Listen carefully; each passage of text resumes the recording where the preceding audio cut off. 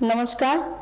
આજના ITI e learning પ્રોગ્રામમાં હું એમજી મકવાણા, સુપરવાઇઝર ઇન્સ્ટ્રક્ટર, ઔદ્યોગિક તાલીમ સંસ્થા હિંમતનગર ખાતે આપ સૌનું હાર્દિક સ્વાગત કરું છું. આજે હું આઈટીઆઈમાં ચાલતા ઓટોમોબાઈલ ગ્રુપ અંતર્ગત ફ્રન્ટ તથા રિયર સસ્પેન્શન સિસ્ટમનું ઓવરહોલિંગ કરવું પ્રેક્ટિકલ વિશે તાલીમ સહ માર્ગદર્શન આપીશ. આજના પ્રેક્ટિકલનો હેતુ છે ફ્રન્ટ તથા રિયર સસ્પેન્શન સિસ્ટમનું ઓવરહોલિંગ કરવું. જે માટે વપરાતા સાધનોમાં socket spanner set, trainee toolkit અને હાઇડ્રોલિક જેક આવશે. મટીરિયલ છે કોટન ક્લોથ, ઓઇલ, ગ્રીસ અને ક્લીનિંગ બ્રશ. આ પ્રેક્ટિકલ કરવા માટે આપણે મશીનરીમાં લાઇટ મોટર વ્હીકલનો ઉપયોગ કરીશું.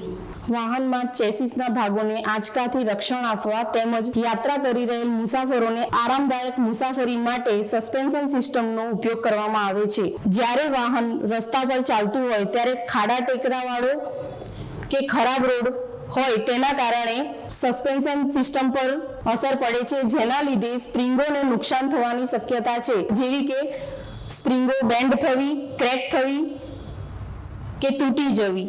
જેના માટે આપણે સસ્પેન્શન સિસ્ટમનું ઓવરહોલિંગ કરવું સમયાંતરે જરૂરી બને છે. તો આજે આપણે સસ્પેન્શન સિસ્ટમનું ઓવરહોલિંગ કેવી રીતે કરવું તે શીખીશું. આ પ્રેક્ટિકલ દરમિયાન વપરાતા સાધનો અને મટીરિયલ વિશે જોઈશું. સાધનોમાં આપણે જોઈશું socket spanner set,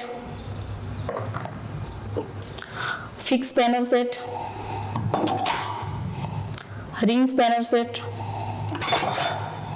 hammer, chisel તથા ગ્રીસ ગન. અને રો મટીરિયલમાં જોઈશું ગ્રેફાઇટ ઓઇલ અને ગ્રીસ. હવે આપણે પ્રેક્ટિકલ વિગતવાર જોઈશું. આ પ્રેક્ટિકલ માટે આપણે ચેસિસ ફ્રેમનો ઉપયોગ કરેલ છે, જે આપ જોઈ શકો છો. સૌપ્રથમ આપણે ફ્રન્ટ એક્સેલના નીચે હાઇડ્રોલિક જેક વડે વાહનને ઊંચું કરીશું. હવે આપણે શોક એબ્ઝોર્બરને ખોલીશું. જેના માટે સૌપ્રથમ આપણે આ નટને ખોલવી પડશે.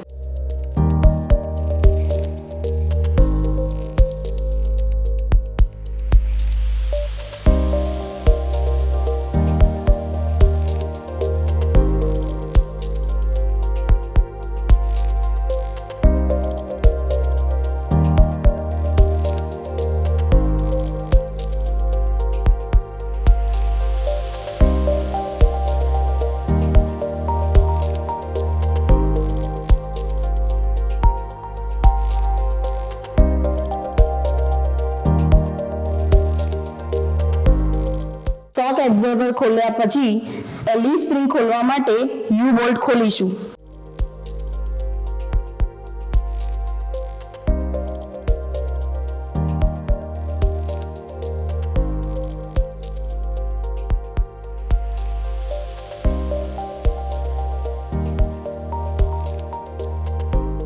ત્યારબાદ આપણે લીફ સ્પ્રિંગની આગળના બાજુથી લોક પિન ખોલીને બોલ્ટ ખોલી સેકલ પિનને બહાર કાઢીશું.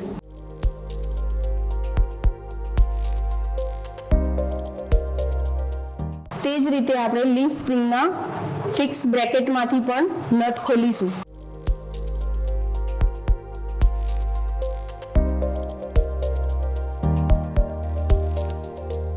તે જ રીતે લીફ સ્પ્રિંગના ફિક્સ બ્રેકેટમાંથી નટ દૂર કરીશું. હવે આપણે લીફ સ્પ્રિંગના આગળના ભાગમાંથી સેકલ પિન દૂર કરીને લીફ સ્પ્રિંગ ધીમેથી નીચે ઉતારીશું.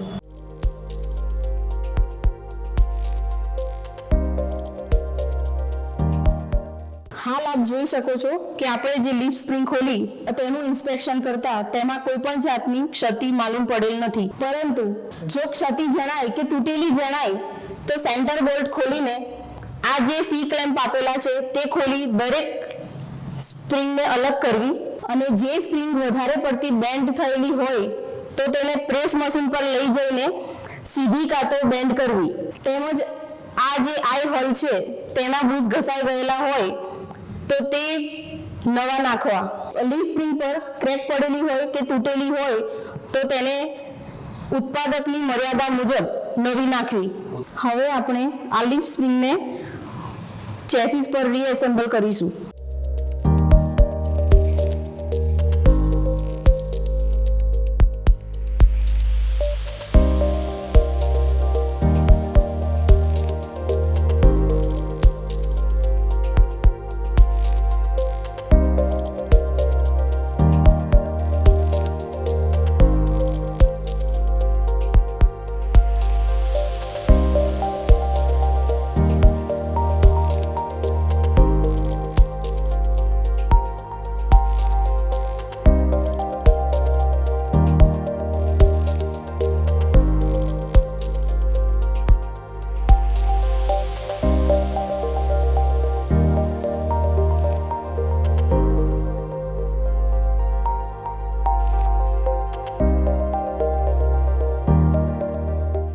આપ જોઈ શકો છો કે લીફ સ્પ્રિંગના યુ બોલ્ટને કેવી રીતે ફિટ કરાય છે. તે જ રીતે આપણે શોક એબ્ઝોર્બરને પણ રીફિટ કરીશું. જે રીતે આપણે ફ્રન્ટ સસ્પેન્શનનું ઓવરહોલિંગ કર્યું તે જ રીતે ફ્રન્ટ અને રિયર સસ્પેન્શનના બાકીના સસ્પેન્શનનું ઓવરહોલિંગ પણ આ જ રીતે કરીશું. જ્યારે આપણે લીફ સ્પ્રિંગ ખોલીએ એ વખતે તેને ક્રમબદ્ધ ગોઠવતી વખતે દરેક લીફ સ્પ્રિંગની વચ્ચે ગ્રેફાઇટ લ્યુબ્રિકન્ટ તરીકે ગ્રેફાઇટ ગ્રીસનો ઉપયોગ કરીશું તેમજ બુશમાં પણ ગ્રીસનો ઉપયોગ કરીશું. જે રીતે આપણે ફ્રન્ટ એક્સેલના સસ્પેન્શનનું ઓવરહોલિંગ કર્યું તે જ રીતે રિયર અને ફ્રન્ટ એક્સેલના બાકીના સસ્પેન્શનનું ઓવરહોલિંગ કરીશું. આ રીતે આપણો પ્રેક્ટિકલ અહીંયા પૂર્ણ થાય છે. આ પ્રેક્ટિકલ દરમિયાન રાખવી પડતી સાવચેતીમાં આપણે જોઈશું કે સૌપ્રથમ તો વાહનને સમતલ સપાટી પર પાર્ક કરવું, વાહનની હેન્ડબ્રેક ખેંચવી, વાહનના વ્હીલની બંને બાજુ લાકડાનો સપોર્ટ કે ઉભેટ મૂકવી જેથી વાહન આગુ પાછું થાય નહીં, તેમજ ફ્રન્ટ એક્સેલની નીચે હાઇડ્રોલિક જેકને યોગ્ય રીતે ગોઠવવું. આ પ્રેક્ટિકલ દરમિયાન આપણે ફ્રન્ટ તથા રિયર સસ્પેન્શન સિસ્ટમનું ઓવરહોલિંગ કેવી રીતે કરવું તેનું વિગતવાર માર્ગદર્શન મેળવ્યું. આશા રાખું છું કે આ પ્રેક્ટિકલ વિશે આપને યોગ્ય માર્ગદર્શન મળ્યું હશે. આભાર.